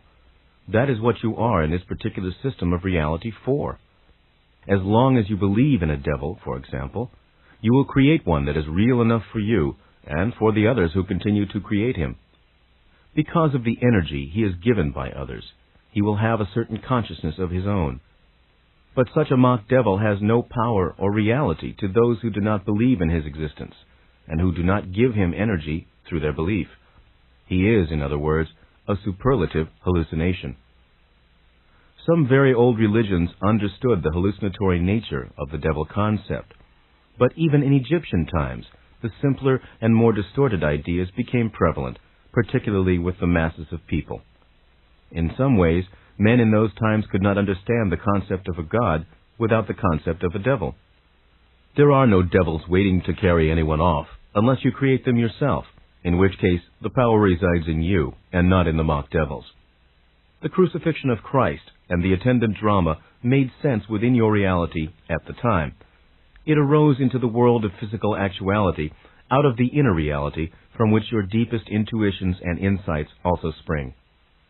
The methods, the secret methods behind all of the religions, were meant to lead man into a realm of understanding that existed apart from the symbols and the stories, lead him into inner realizations that would take him both within and without the physical world that he knew. There are many manuscripts still not discovered from old monasteries, particularly in Spain, that tell of underground groups within religious orders who kept these secrets alive when other monks were copying old Latin manuscripts.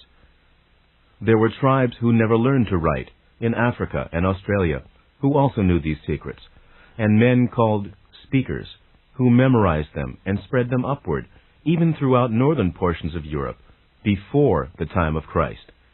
There have been less than 30 great speakers. The Christ entity was one. The Buddha was another. These speakers are as active when they are non-physical as when they are physical. The Christ entity had many reincarnations before the emergence of the Christ personality as known, as did the Buddha. The original source of the speaker data is the inner knowledge of the nature of reality that is within each individual. The speakers are to keep the information alive in physical terms, to see that men do not bury it within and dam it up, to bring the information to the attention of the conscious self. The Druids obtained some of their concepts from speakers. So did the Egyptians. The speakers predated the emergence of any religions that you know, and the religions of the speakers arose spontaneously in many scattered areas, then grew like wildfire from the heart of Africa and Australia. There was one separate group in an area where the Aztecs dwelled at a later date, though the land mass was somewhat different then, and some of the lower cave dwellings at times were underwater. Various bands of the speakers continued through the centuries. Because they were trained so well, the messages retained their authenticity. They believed, however, that it was wrong to set words into written form, and so did not record them. The speakers, singly, existed in your Stone Age period and were leaders. Their abilities helped the cavemen survive. There was little physical communication, however, in those days between the various speakers, and some were unaware of the existence of the others. Their message was as pure and undistorted as possible. It was for this reason, however, through the centuries, that many who heard it translated it into parables and tales. Now, strong portions of Jewish scriptures carry traces of the message of these early speakers, but even here, distortions have hidden the messages. Since consciousness forms matter, and not the other way around, then thought exists before the brain and after it. A child can think coherently before he learns vocabulary, but he cannot impress the physical universe in its terms. So this inner knowledge has always been available, but has to become physically manifest, literally made flesh. The speakers were the first to impress this inner knowledge upon the physical system, to make it physically known. Sometimes only one or two speakers were alive in several centuries. Sometimes there were many. They looked around them and knew that the world sprang from their interior reality. They told others. They knew that the seemingly solid natural objects about them were composed of many minute consciousnesses. They realized that from their own creativity they formed idea into matter, and that the stuff of matter was itself conscious and alive. They were intimately familiar with the natural rapport existing between themselves and their environment, and knew that they could alter their environment through their own acts. The speakers possess an extraordinary vividness of feeling and thought projection. They can impress others with greater import through their communications. They can move from inner to outer reality with easy ability. They know instinctively how to use symbolism. They are highly creative on an unconscious level, constantly forming psychic frameworks beneath normal consciousness that can be used both by themselves and others in dream and trance states. They often appear to others in the dream condition, and they help dreamers in the manipulation of inner reality. They form images with which the dreamers can relate, images that can be used as bridges and then as gateways into kinds of consciousness more separated from your own. The symbolism of the gods, the idea of the gods on Olympus, for example, the crossing over point at the river Styx, that kind of phenomena was originated by the speakers. The speakers were not confined in their activities to waking consciousness. In all periods of your time, they went about their duties both in the waking and sleep state. Conventional images of the Christian God and the saints may be utilized by the speakers, with all of this highly vivid. The dreamer may find himself then in a magnificent harem, or instead in a brilliantly illuminated field or sky. Some speakers confine their abilities to the dream state, and, waking, are largely unconscious of their own abilities or experience. Now, it is meaningless to call such dreams or dream places hallucinations, for they are representations of definitive, objective realities that you cannot perceive as yet in their own guise. The Egyptian religion was largely based upon the work of the speakers, and great care was given to their training. The outward manifestations given to the masses of the people became so distorted, however, that the original unity of the religion finally decayed. Each individual in his dreams has access to the information possessed by the speakers. There are adjacent states of consciousness that occur within the sleep pattern that cannot be picked up by your EEGs, that is, your scientific tracings of brain waves, adjacent corridors through which your consciousness travels. Now, this happens in every night's sleep. Two areas of activity are involved, one very passive and one acutely active. In one state, this portion of consciousness is passive, receiving information. In the next stage, it is active, as it takes part through action. The concepts given it are then vividly perceived through participation and examples. This is the most protected area of sleep. The rejuvenating characteristics enter in here, and it is during this period that the speakers act as teachers and guides. Through the ages, the speakers have taught dreamers how to manipulate in these other environments. They have taught them how to bring back information that could be used for the good of the present personality. According to the intent, present purpose, and development, an individual may be aware of these travels to varying degrees. Some have excellent recall, for example, but often misinterpret their experience because of conscious ideas. It is very possible for one dreamer who is a speaker to go to the aid of another individual who is having some difficulties in an inner reality within the dream state. The idea of guardian angels, of course, is highly connected here. A good speaker is as effective within one reality as he is within the other, creating psychic frameworks within physical reality as well as within interior environments.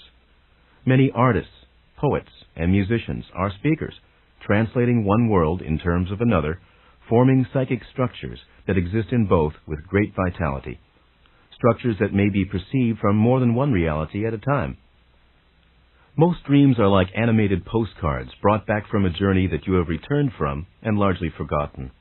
The speakers help you in the formation of dreams, which are indeed multidimensional artistic productions of a kind. Dreams existing in more than one reality, with effects that dissect various stages of consciousness, that are real, in your terms, to both the living and the dead, and in which both the living and the dead may participate. It is for this reason that inspirations and revelations are so often a part of the dream condition. Consciousness at different levels or stages perceives different kinds of events. In order to perceive some of these, you have only to learn to change the focus of your attention from one level to another. These stages of consciousness are all a part of your own reality. A knowledge of them can be most useful. You can learn to shift gears, stand aside from your own experience, and examine it with much better perspective. You can prepare questions or problems, suggesting that they be solved for you in the sleep state. You can suggest that you will speak with distant friends, or convey important messages that you cannot convey verbally, perhaps. You can bring about reconciliations, for example, at another layer of reality, though you cannot do so in this one. You can direct the healing of your body, telling yourself that this will be accomplished by you at one of the other levels of sleep consciousness. You may ask for the aid of a speaker to give you any necessary psychological guidance that is needed to maintain health. if you have particular conscious goals, and if you are reasonably certain that they are beneficial ones, then you can suggest dreams in which they occur, for the dreams themselves will hasten their physical reality. Now, unconsciously, you do many of these things. You often go back in time, so to speak, and relive a particular event so that it has a different ending, or say things that you wish you had said. A knowledge of one state of consciousness can help you in other states. In a light trance, the meaning of dream symbols will be given if you ask for them. The symbols may then be used as methods of suggestion that will be tailored for you personally. If you discover, say, that a fountain in a dream represents refreshment, then when you are tired or depressed, think of a fountain. The production of dreams is as sophisticated an endeavor as is the production of the objective life of a given individual. It is simply living on different terms.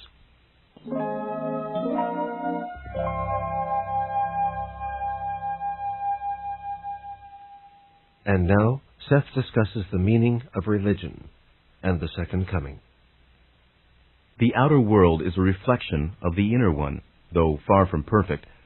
The inner knowledge can be compared to a book about a homeland that a traveler takes with him into a strange country. Each man is born with the yearning to make these truths real for himself, though he sees a great difference between them and the environment in which he lives. An internal drama is carried on by each individual, a psychic drama which is finally projected outward with great force upon the field of history. The birth of great religious events emerges from the interior religious drama. The drama itself is a psychological phenomenon in a way, for each physically oriented self feels thrust alone into a strange environment without knowing its origins or destination or even the reason for its own existence. Thus, you deal often with events in which men are touched by great illumination, isolated from the masses of humanity, and endowed with great powers. Periods of history that appear almost unnaturally brilliant in contrast with others. Prophets, geniuses, and kings shown in greater than human proportion. These people are chosen by others to manifest outwardly the interior truths that all intuitively know. There are many levels of significance here. On the one hand, such individuals receive their unearthly abilities and power from their fellows, contain it, exhibit it in the physical world for all to see. They play the part of the blessed inner self that actually cannot operate within physical reality uncloaked by flesh. This energy, however, is a quite valid projection from the interior self. The personality so touched by it actually does then become, in certain terms, what he seems to be. He will emerge as an eternal hero in the external religious drama, as the inner self is the eternal hero of the interior religious drama. When such a personality appears in history, then, he is intuitively recognized, for the way has long been laid, and in many cases the prophecies announcing such an arrival have already been given. The individuals so chosen do not just happen to appear among you. They are not chosen at random. They are individuals who have taken upon themselves the responsibility for this role. After their birth, they are aware to varying degrees of their destiny, and certain trigger experiences may at times arouse their full memory. They serve quite clearly as human representatives of all that is. Now, since each individual is a part of all that is, to some extent each of you serve in that same role. In such a religious drama, however, the main personality is much more conscious of his inner knowledge. He is more aware of his abilities, far better able to use them, and exultantly familiar with his relations to all of life. Ideas of good and evil, gods and devils, salvation and damnation, are merely symbols of deeper religious values, cosmic values, if you will, that cannot be translated into physical terms. These ideas become the driving themes of these religious dramas of which I have spoken. The actors may return, time and time again, in different roles. In any given historic religious drama, the actors may have already appeared on the historic scene in your past, the prophet of today being the traitor of the past drama. Behind the actors in the dramas, there are more powerful entities who are quite beyond role-playing. The plays themselves, then, the religions that sweep across the ages, these are merely shadows, though helpful ones. Behind the frame of good and evil is a far deeper spiritual value. All religions, therefore, while trying to catch truth, must to some large degree fear its ever eluding them. The main character in a religious historical drama may or may not consciously be aware of the ways in which such information is given to him, and yet it may seem to him that he does know, for the nature of a dogma's origin will be explained in terms that this main character can understand. The historical Jesus knew who he was, but he also knew that he was one of three personalities composing one entity. To a large extent, he shared in the memory of the other two. The third personality has not in your terms yet appeared, although his existence has been prophesied as the second coming.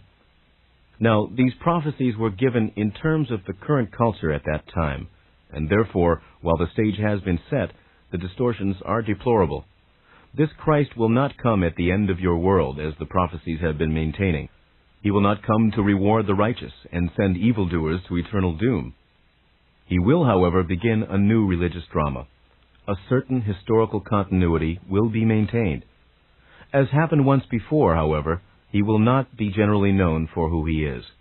There will be no glorious proclamation to which the whole world will bow. He will return to straighten out Christianity, which will be in a shambles at the time of his arrival, and to set up a new system of thought when the world is sorely in need of one. By that time, all religions will be in severe crisis. He will undermine religious organizations, not unite them.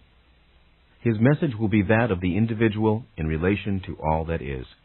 He will clearly state methods by which each individual can attain a state of intimate contact with his own entity, the entity to some extent being man's mediator with all that is. By 2075, all of this will be already accomplished. You may make a note here that Nostradamus saw the dissolution of the Roman Catholic Church as the end of the world.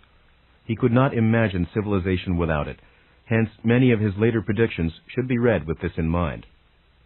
In your terms, and in your terms only, the coming of Christ was the second coming.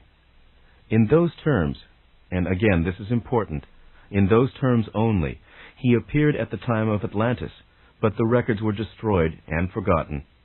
Now, again in those terms, he is an entity who appears time and time again within your physical system, but he has been recognized on only two occasions. Once in Atlantis, and once in the Christ story as it has come down to you in all of its distortions. He appears and reappears, therefore, sometimes making himself known and sometimes not. He was not one personality, as I have told you, but a highly developed entity, sometimes appearing as a fragment of himself.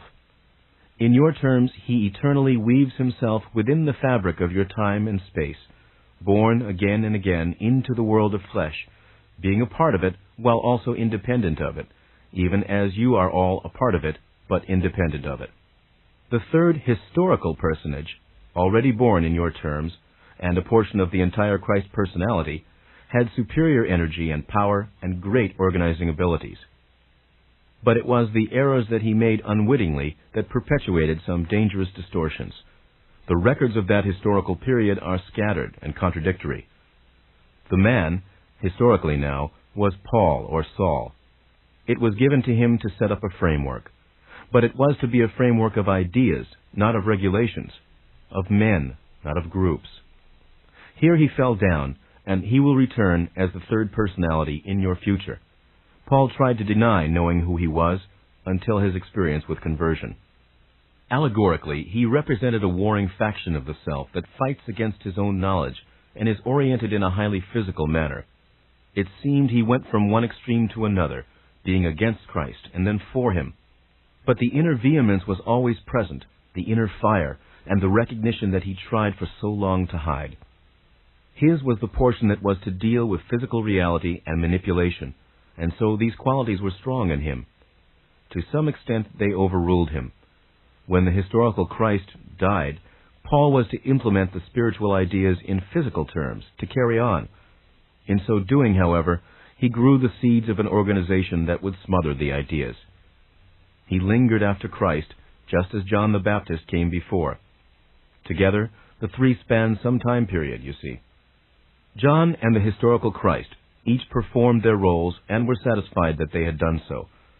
Paul alone was left at the end unsatisfied, and so it is about his personality that the future Christ will form. The entity of which these personalities are part, that entity, which you may call the Christ entity, was aware of these issues. The earthly personalities were not aware of them, although in periods of trance and exaltation much was made known to them. Paul also represented the militant nature of man that had to be taken into consideration in line with man's development at the time. That militant quality in man will completely change in nature and be dispensed with as you know it when the next Christ personality emerges. It is therefore appropriate that Paul be present. In the next century, the inner nature of man, with these developments, will free itself from many constraints that have bound it. A new era will indeed begin, not a heaven on earth, but a far more sane and just world, in which man is far more aware of his relationship with his planet and of his freedom within time. The third personality of Christ will indeed be known as a great psychic, for it is he who will teach humanity to use those inner senses that alone make true spirituality possible. Slayers and victims will change roles as reincarnational memories rise to the surface of consciousness. Through the development of these abilities, the sacredness of all life will be intimately recognized and appreciated. An open-ended consciousness will feel its connections with all other living beings. The continuity of consciousness will become apparent. Man's experience will be so extended that to you the race will seem to have changed into another. This does not mean there will not be problems. It does mean that man will have far greater resources at his command. It also presupposes a richer and far more diverse social framework. Men and women will find themselves relating to their brethren, not only as the people that they are, but as the people that they were.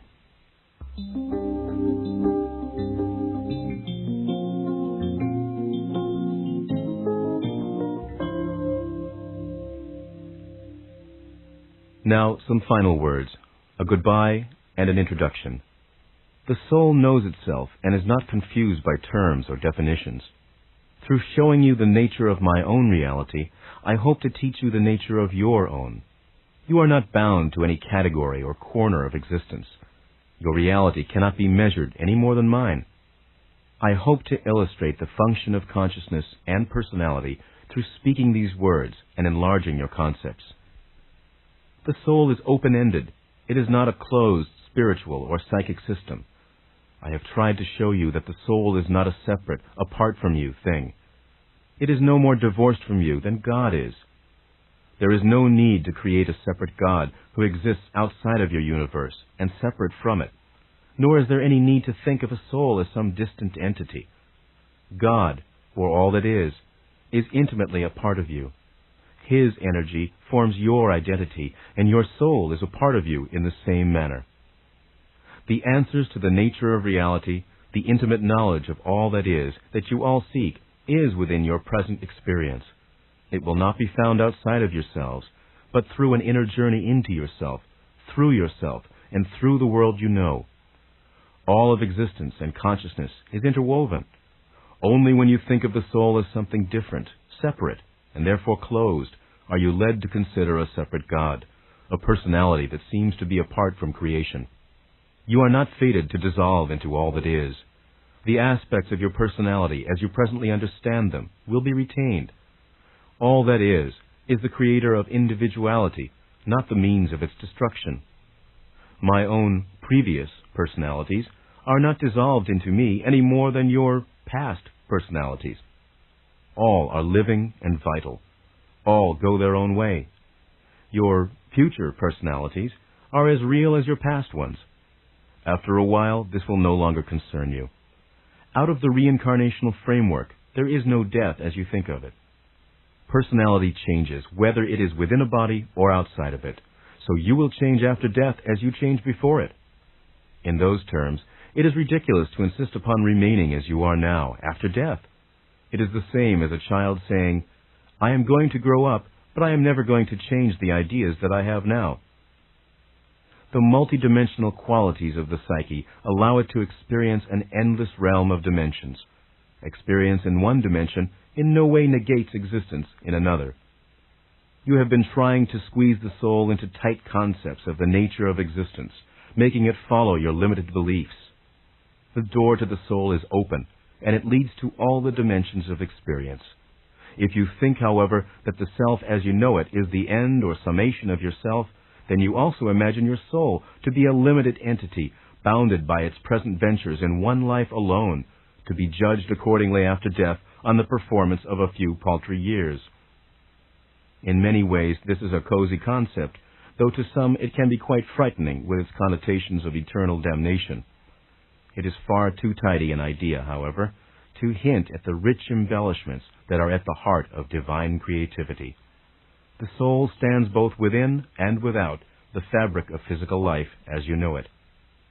You are not separated from the animals and the rest of existence by virtue of possessing an eternal inner consciousness.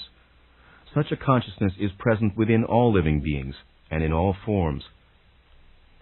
I titled this section, A Goodbye and an Introduction. The goodbye is my own, since I am now coming to a close. The introduction applies to each of you, for I hope that you will now be able to meet yourself face to face with a greater understanding of who and what you are. I would like, therefore, to introduce you to yourself. You will not find yourself by running from teacher to teacher, from book to book. You will not meet yourself through following any particular specialized method of meditation. Only by looking quietly within the self that you know can your own reality be experienced, with those connections that exist between the present or immediate self and the inner identity that is multidimensional. There must be a willingness, an acquiescence, a desire. If you do not take the time to examine your own subjective states, then you cannot complain if so many answers seem to elude you. You cannot throw the burden of proof upon another, or expect a man or teacher to prove to you the validity of your own existence. Such a procedure is bound to lead you into one subjective trap after another. As you listen to these words, the doorways within are open. You have only to experience the moment as you know it as fully as possible, as it exists physically within the room or outside in the streets of the city in which you live. Imagine the experience present in one moment of time over the globe, then try to appreciate the subjective experience of your own that exists in the moment and yet escapes it, and this multiplied by each living individual. This exercise alone will open your perceptions, increase your awareness, and automatically expand your appreciation of your own nature. The you, who is capable of such expansion, must be a far more creative and multidimensional personality than you earlier imagined. Each of you should in one way or another sense his own vitality in a way quite new to him, and find avenues of expansion opening within himself of which he was earlier unaware. The very nature of these words, the method of their creation and delivery, in themselves should clearly point out the fact that human personality has far more abilities than those usually ascribed to it. By now you should understand that all personalities are not physically materialized. As this was conceived and written by a non-physical personality and then made physical, so do each of you have access to greater abilities and methods of communication than those usually accepted. I hope that in one way or another my words have served to give each of you an introduction to the inner, multidimensional identity that is your own. And that, my dear friend, is the end, and we are finished.